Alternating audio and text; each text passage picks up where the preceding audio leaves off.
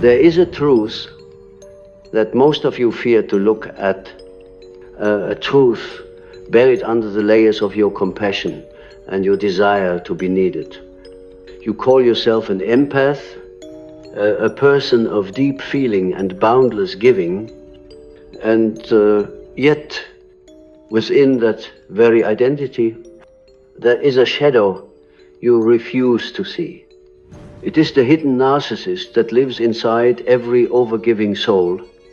And until you confront this figure within you, you will remain enslaved by the very qualities you believe make you virtuous. You cannot heal what you will not name, and the shadow of your giving is as powerful as the light you seek to project into the world. When I speak of narcissism, I do not speak of the shallow caricature of vanity that is so often painted by society.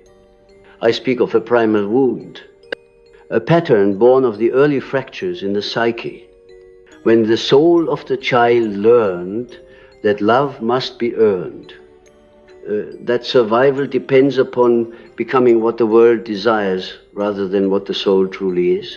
In many empaths, this wound manifests as an unconscious strategy, an insatiable drive to give, to heal, to absorb the pain of others, because deep within there is a secret bargain. If I give enough, I will finally be loved. This is the hidden voice of narcissism, not in its outward arrogance, but in its desperate need to control through goodness, to shape the emotional reality of others through sacrifice. You may think of yourself as the opposite of the narcissist, but have you considered that both are bound to the same archetypal mirror? The overt narcissist inflates the self, demanding admiration and control, while the overgiving empath inflates their own goodness, demanding approval and love through silent suffering. Both are dances around the same fire, the fear of rejection, the terror of being unseen. The empath hides their need for validation behind service, behind kindness, behind the mask of the healer. Yet the mask is still a mask, and behind it lies a longing as fierce as that of the narcissist they claim to despise. To confront this hidden shadow is not to condemn yourself, but to recognize the archetypal forces that move through you. The archetype of the savior, the healer, is seductive. It calls you to rescue the wounded, to carry their pain as if your own. But have you asked yourself why you are so drawn to pain? Why do you find yourself entangled in relationships with those who take more than they give, who drain the very life from you? It is because in some deep unconscious layer, you are attempting to redeem the child within you who was never fully seen. You overgive not only because you are kind, but because your psyche is still playing out an ancient drama of worth and abandonment. To break this cycle, you must step into the terrifying space of recognizing your own hidden hunger. In dreams, this hidden narcissist often appears as a figure of duality, a wounded child holding a mirror, or a shadowy presence that mimics your every move, always a step behind you, whispering, if they love you for what you give, then you are safe. The empath who refuses to see this shadow will remain chained to a life of resentment, exhaustion, and unspoken rage. For every act of overgiving, there is an unacknowledged expectation. You may say, I give without wanting anything in return. But deep down, The human soul always longs for recognition, for its love to be returned. When this does not happen, your light begins to burn you from within. The fire of unbalanced giving becomes a poison that seeps into your spirit. You see, the unconscious is not impressed by your performance of goodness. It knows when your giving is authentic and when it is a mask for fear. The psyche is ruthless. In this way, it reveals the truth through symptoms, through fatigue, through broken relationships that mirror back to you the parts of yourself you will not claim. When you constantly attract those who use you, it is not merely because they are predators, but because some part of you is inviting the dance. You are unconsciously saying, "Take from me, for if you take, it means I matter." This is the hidden narcissist's whisper.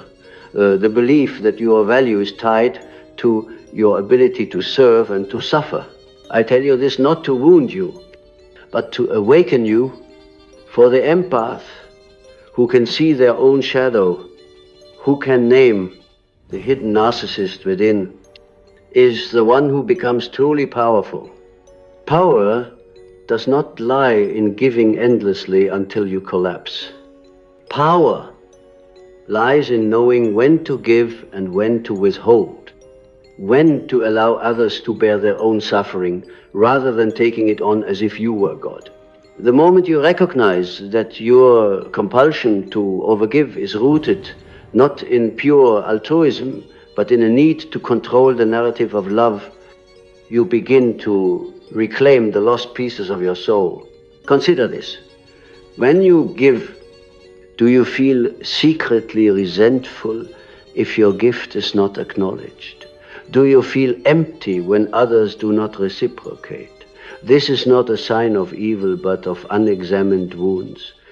The narcissist within is not a monster. It is the abandoned child, the one who learned that being selfless was the only path to safety. You must hold this child not with condemnation, but with radical honesty. Speak to it in your inner world. You do not need to give yourself away to be loved. You are worthy simply because you exist. This is the first act of true healing. And it is far more difficult than giving to others.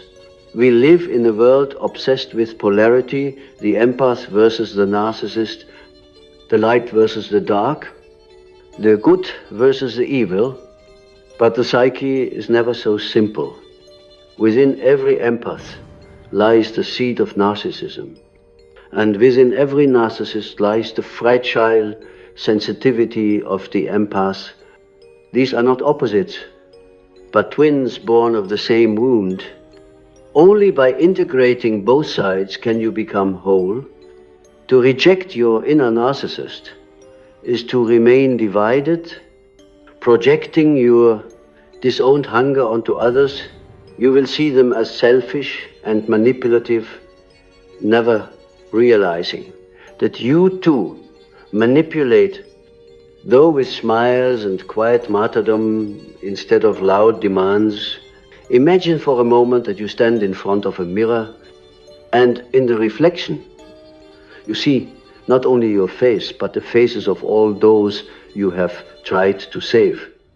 Each one looks at you with empty eyes, waiting for you to fill them, to carry their burdens.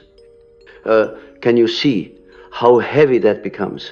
Can you see how your own soul begins to shrink under the weight? This is not love. True love does not require self-erasure.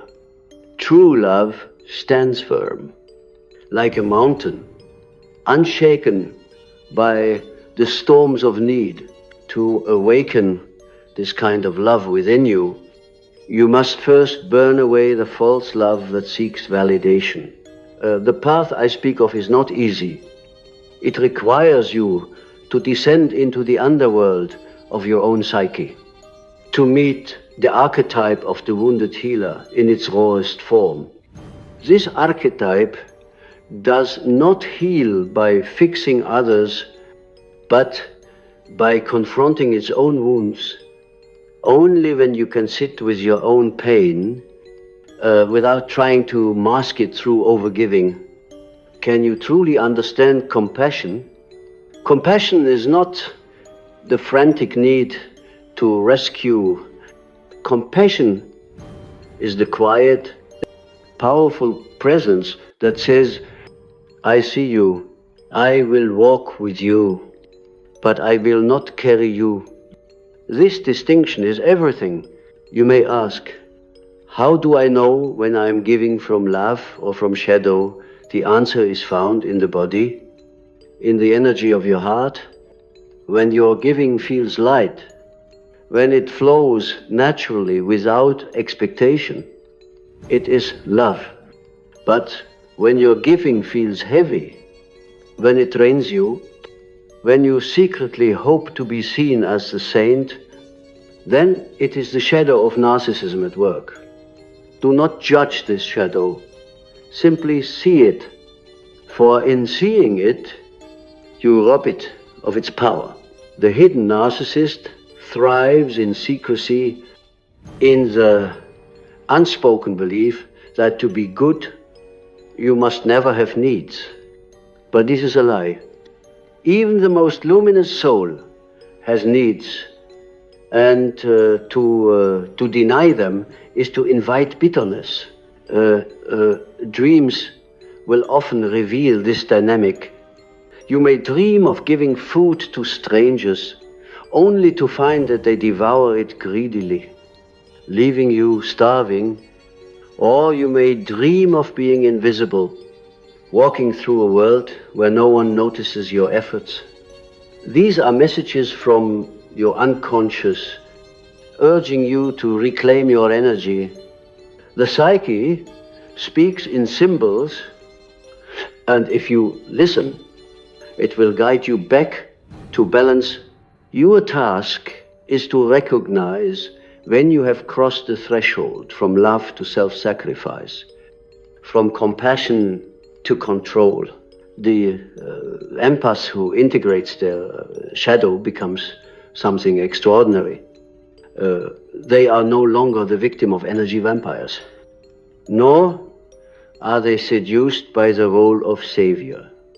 They become a vessel of authentic power, capable of both fierce boundaries and deep tenderness. They give because they choose to, not because they are compelled. They laugh without losing themselves. This is the alchemy of the soul, to take the raw material of pain and transform it into gold. And yet, I must warn you, this transformation requires a kind of death, the death of the identity you have built around being the good one, the rescuer, the martyr. This identity may have brought you a sense of worth, but it is a false worth, dependent on the opinions of others.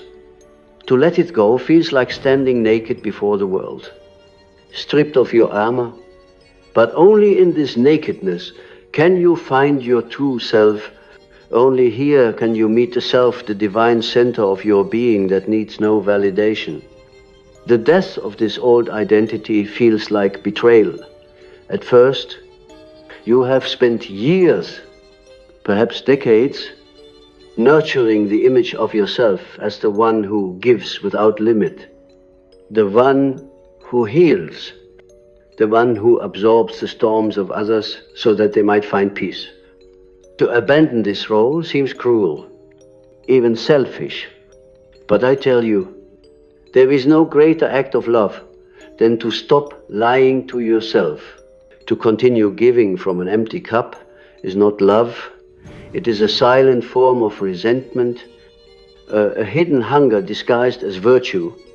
When you release the compulsion to overgive, you begin to give something infinitely more precious, your authentic presence, it is important to understand that the hidden narcissist is not your enemy, but your teacher. It exists to show you where your boundaries have been breached, where you have confused self-sacrifice with love. It asks you to look into the mirror of your own soul and ask, what am I trying to prove? Who am I trying to save? These questions may shake you because they strip away your illusions. Often, the empath's overgiving is not just for others. It is a way of avoiding their own unresolved pain.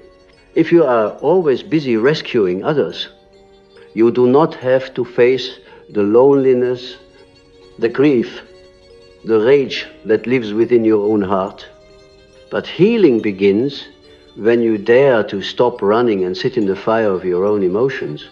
Have you noticed that your most intense relationships often mirror this wound?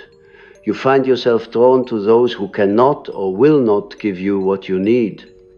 They become the perfect stage for your overgiving, the perfect opportunity to prove your worth. But beneath this pattern lies an ancient belief: I am not enough unless I am needed. This belief is a chain, and it binds you as surely as any iron shackle. To break it, you must confront the part of you that fears being unneeded, unnoticed, and even unloved. You must dare to ask, who am I if I stop giving what remains when I am no longer defined by my service? There is a dream I have seen in many souls, a dream of standing at a crossroads with two paths before you. One path is well trodden, lined with people who cry for your help, who reach out their hands with desperation. This path is familiar, and walking, it feels like love, but it is also a road of exhaustion and quiet despair. The other path is empty, wild, overgrown. It leads into the unknown, where no one is calling your name. To take this path feels like abandonment, but it is the only path where your soul can breathe. It is the path of self-realization, where your worth is no longer defined by others' needs. To step onto this second path is to awaken the archetype of the sovereign within you. The sovereign does not give in order to be loved. The sovereign gives because they are already full. They are rooted in the self, in the deep, knowing that love is not earned but emanated. When you give from this place, your energy does not drain because you are no longer giving from a wound. You are no longer seeking to control the perception of others, to be seen as good or indispensable.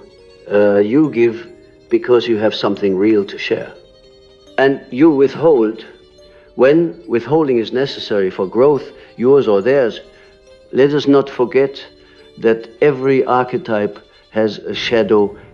The healer's shadow is the hidden narcissist, the part that unconsciously says, I must be the one to fix you, for if you heal, it proves my worth. This dynamic often creates cycles of dependency, where you attract those who remain broken because your identity depends on their brokenness. You may unconsciously keep people small, feeding their pain rather than empowering their autonomy. It is a bitter truth, but it is a truth you must face. Healing is not about making others dependent on your light. Healing is about awakening the light within them, even if it means stepping away. You must also examine the archetype of the victim within you. Overgiving often emerges from a fear of being powerless. By constantly rescuing others, you try to convince yourself that you are in control, but this is an illusion. True power does not come from saving everyone. It comes from standing in your own truth, even when that truth is uncomfortable. When you stop playing the martyr, when you stop pleading for everyone around you, you will encounter resistance, not just from others, but from within. There is a part of you that fears irrelevance, that fears being forgotten if you stop giving. But this fear is the final gatekeeper before freedom. Consider the symbol of fire. Fire can warm and illuminate, but if left unchecked, it will consume everything in its path. Your empathy is like fire. It is beautiful, necessary, but dangerous when unbalanced. The hidden narcissist is the part of you that unconsciously feeds this fire, demanding that it burn brighter and brighter so that others will see you. But true mastery comes when you learn to tend the fire, to let it burn steadily without consuming you. Boundaries are the hearth that contains your flame. Without boundaries, your empathy becomes a wildfire, destructive to you and overwhelming to others. When I speak of boundaries, I do not speak of walls. A wall is built from fear, but a boundary is built from love. A boundary says, I honor myself, and by doing so, I honor you.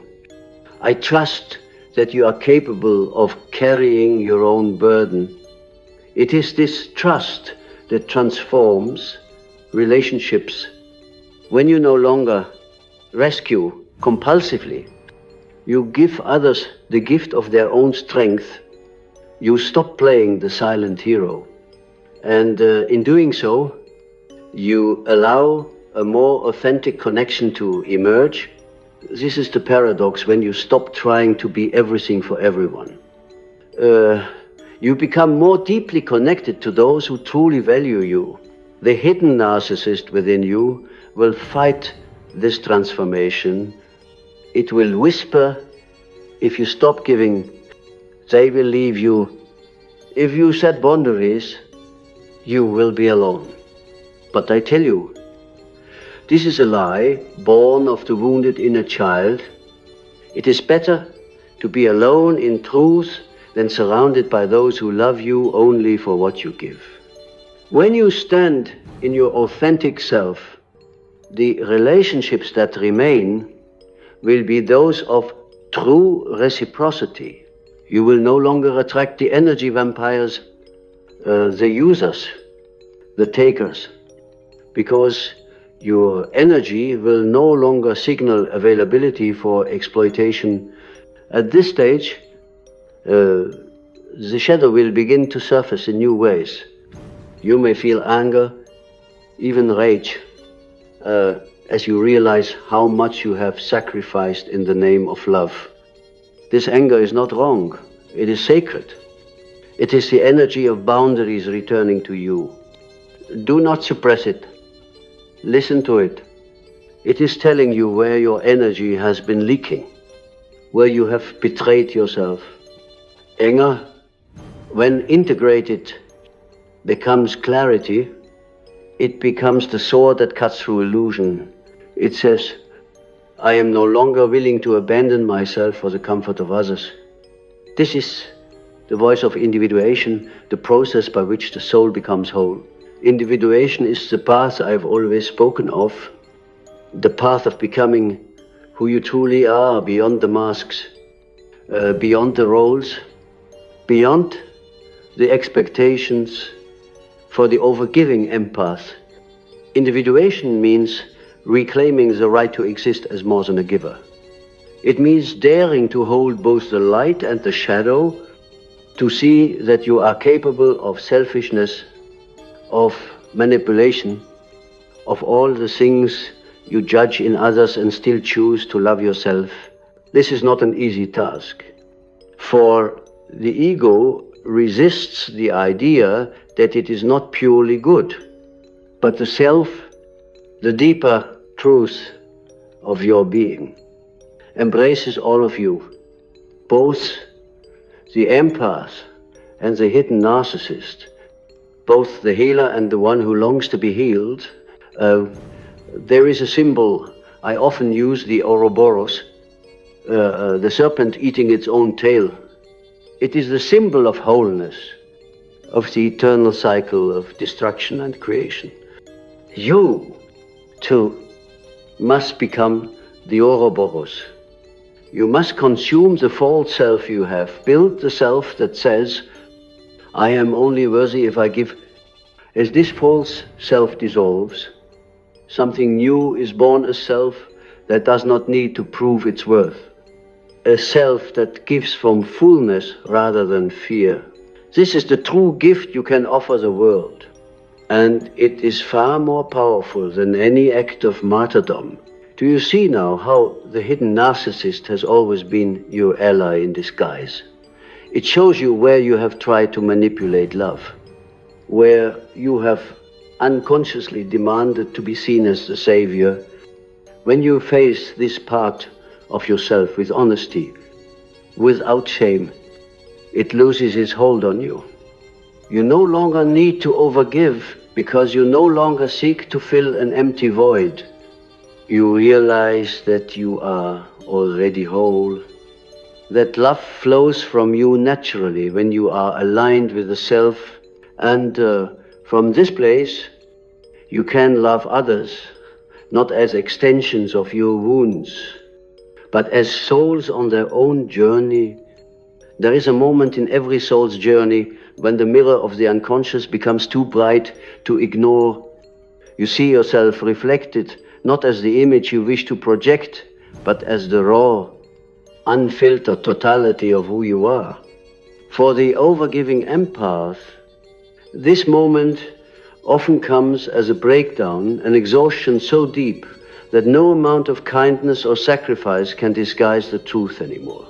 You are depleted, burned out, and quietly resentful of those you have carried for so long. It is here, in the silence of your own fatigue, that the hidden narcissist steps out of the shadows and speaks. It does not speak with cruelty, but with a strange clarity. It says, you have built your worth on being indispensable. But what are you when no one needs you? Who are you when you stop performing goodness? These questions can feel like a dagger because they pierce the ego's identity. We cling to the belief that we are good because we give, because we are useful. But true wholeness does not depend on usefulness. The self, the eternal center of the psyche, does not measure its worth by what it gives or what it receives. It simply is. This realization is both liberating and terrifying. You may feel anger towards those who have taken from you, but beneath that anger lies anger toward yourself for allowing it, for seeking approval through self-sacrifice.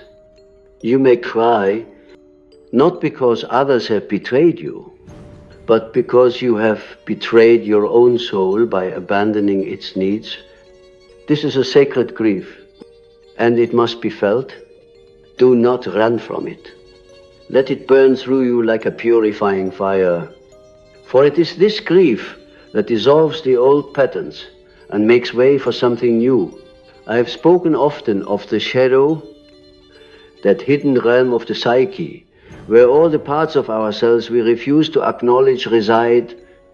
The hidden narcissist is part of this shadow, but so too is the part of you that longs for rest, for freedom, for the right to simply exist without giving. These are not weaknesses. They are truths you have pushed aside because they did not fit the story you were told about who you must be.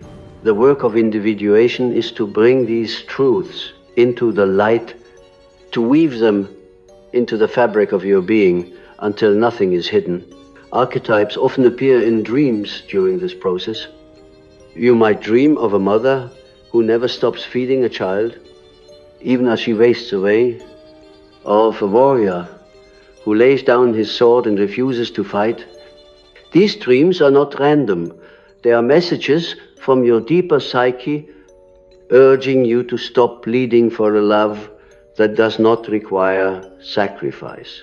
The hidden narcissist might appear as a masked figure, perhaps a priest, a king, or even a doppelganger, reminding you that the role of savior has become a prison. To see these images is to see the truth. You cannot heal others by destroying yourself. In this space of realization, the empath often experiences a kind of identity crisis. If I am not the healer, the giver, the endlessly compassionate one, then who am I? This question is not a void. It is an invitation. The answer lies in the self, that deep, eternal presence that exists beyond roles. You are not just the empath, you are the totality of your experiences, your dreams, your desire, your shadow and your light. To find this self, you must be willing to stand naked before your own soul, without titles, without masks. I will tell you a truth that few dare to speak. Overgiving is a form of control.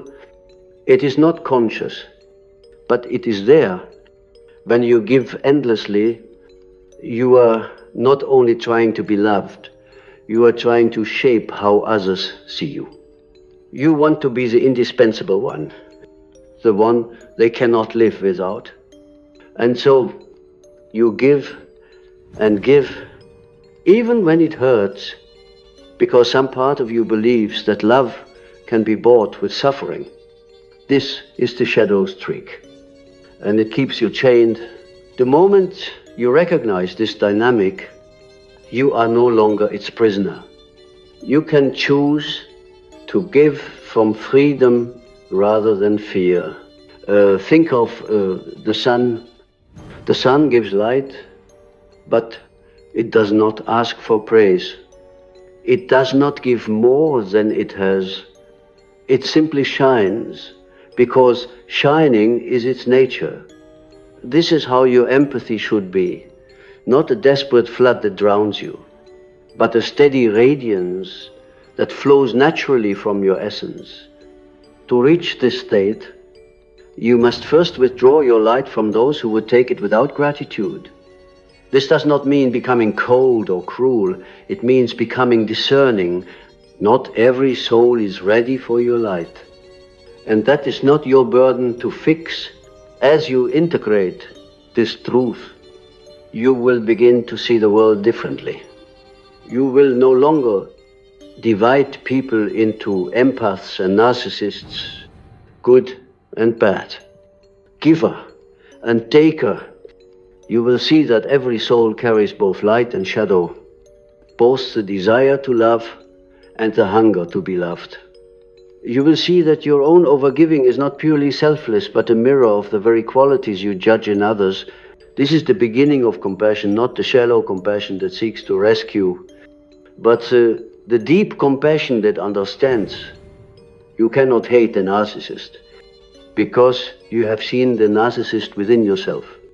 You cannot despise the taker, because you have understood the part of you that takes by giving too much, and yet this understanding does not make you weak. On the contrary, it makes you powerful. When you see your own shadow clearly, no one can manipulate you with it. When someone tries to exploit your kindness, you can smile and step away, because you no longer need their approval to feel whole. When someone calls you selfish for setting boundaries, you do not crumble, because you know that true love is not measured by how much you bleed.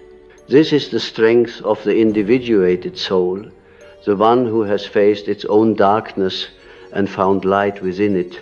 There is an archetype that emerges at this stage, the alchemist.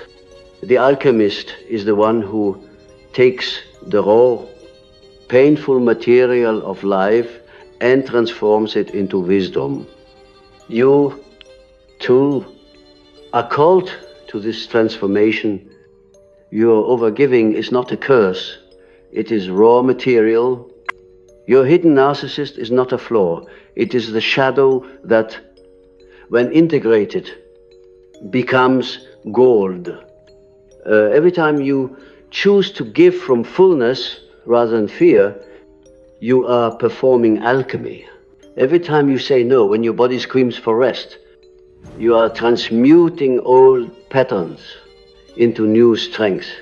But do not expect this to be easy. The world has always praised the selfless giver. The one who never says no.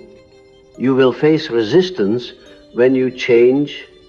Some will accuse you of being cold, distant, even cruel.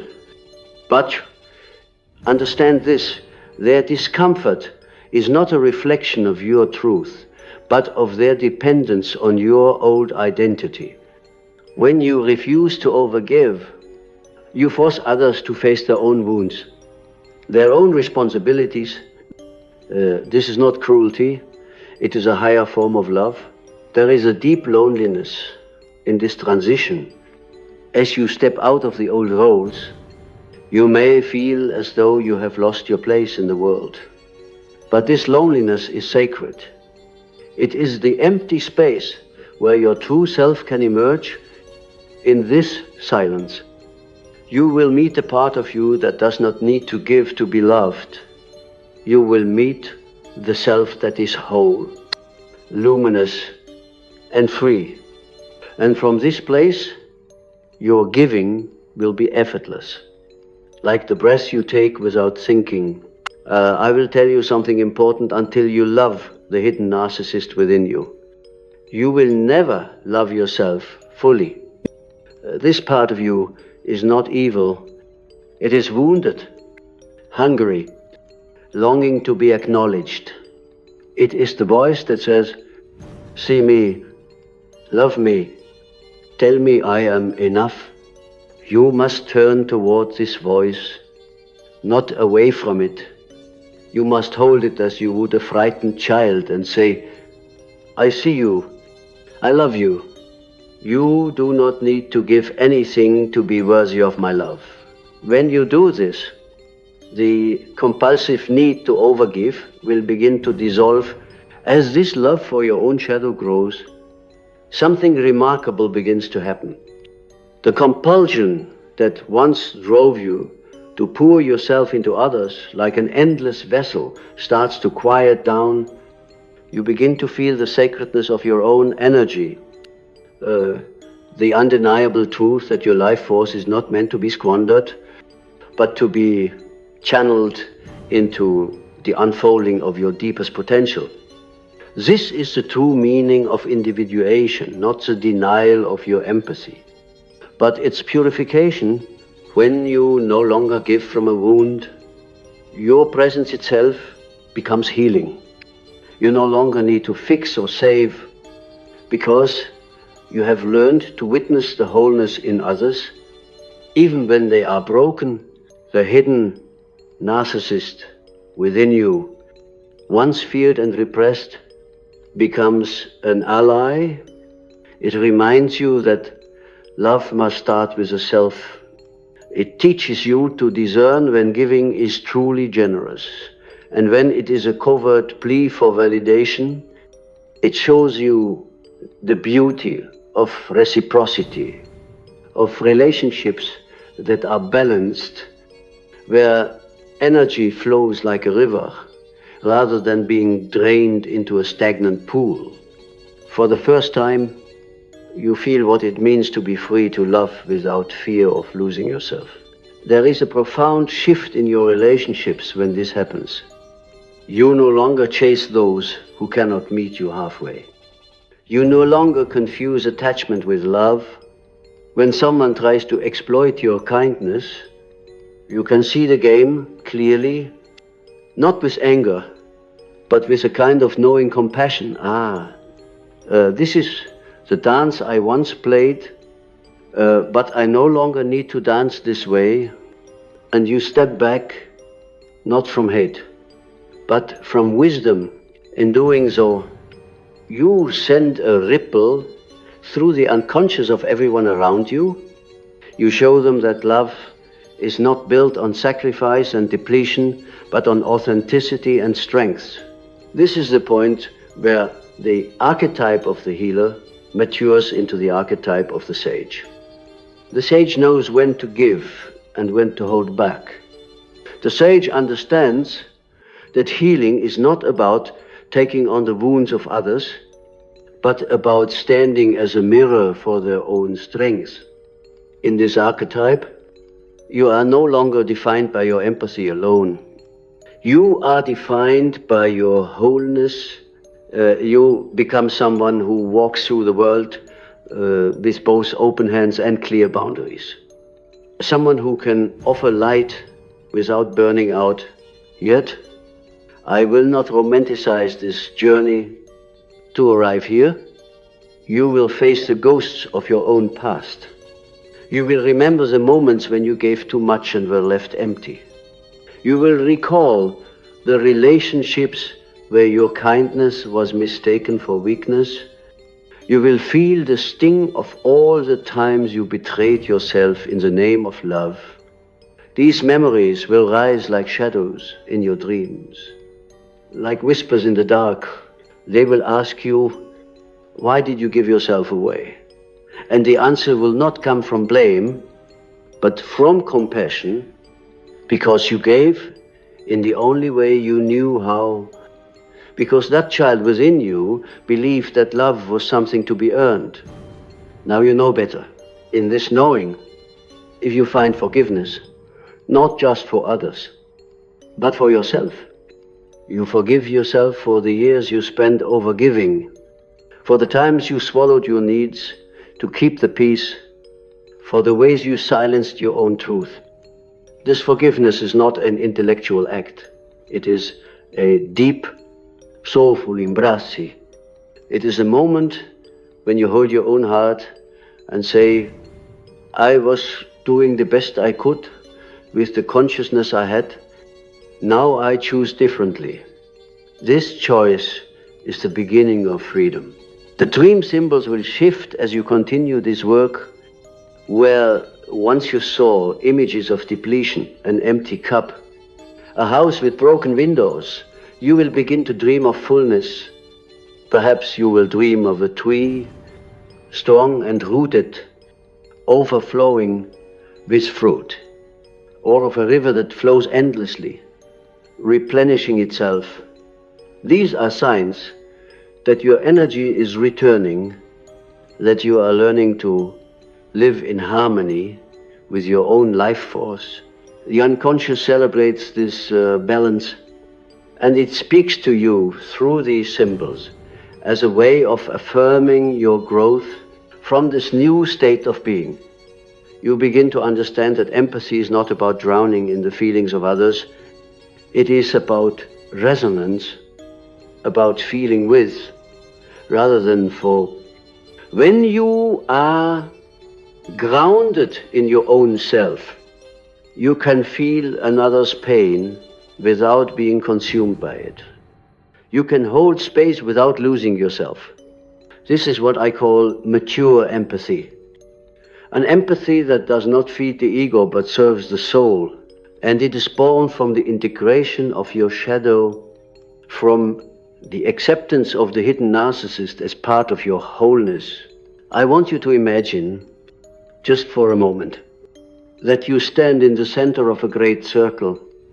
Around you are all the parts of yourself, the empath, the healer, the shadow, the hidden narcissist, the inner child, the sovereign, the sage.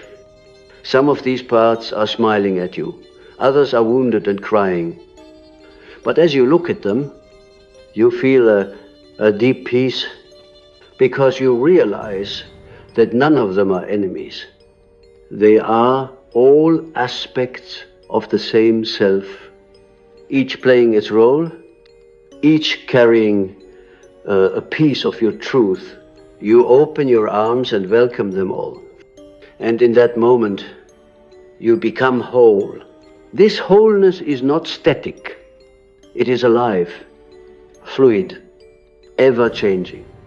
It does not mean you will never overgive again or never struggle with boundaries, but it means that you will see these moments as opportunities for awareness rather than as failures. You will catch yourself sooner. You will speak your needs without shame. You will rest when you need to rest. Love when you choose to love. And withdraw when it is time to withdraw. Your life will no longer be ruled by the unconscious hunger for validation, but guided by the quiet strength of the self. And so, the empath becomes something more, not a martyr, not a savior, but a conscious being who understands the dance of light and shadow.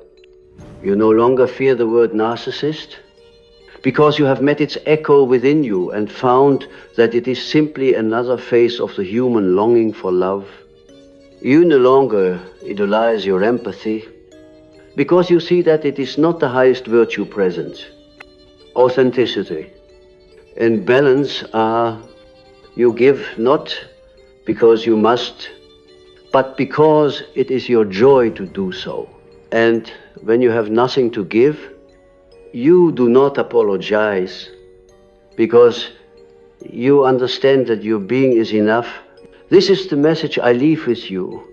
To see yourself clearly is the greatest gift you can offer the world. When you integrate the hidden narcissist, when you love the parts of yourself that you once condemned, you become a light that does not burn out. You become a mirror in which others can see their own wholeness. You become not the rescuer, but the reminder that no one needs to be rescued, only awakened.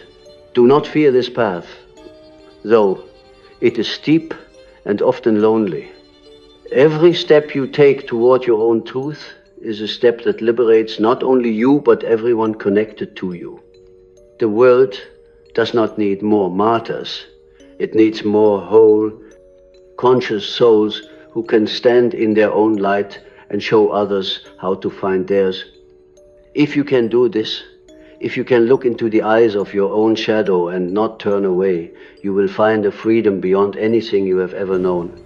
And when the day comes that you stand before another soul, not as the healer who must save them, but as the equal who sees them clearly, you will understand the true meaning of empathy. It is not about fixing or pleasing or sacrificing. It is about presence. It is about standing fully in your own being and allowing others to do the same. From this place, love flows naturally, effortlessly, like the breath of the earth itself. The hidden narcissist will no longer haunt you, because you have welcomed it home. The overgiving will no longer deplete you, because you have learned the sacred art of balance. You will know in every fiber of your being that you are not defined by what you give or what you receive, but by the simple, eternal truth of your existence.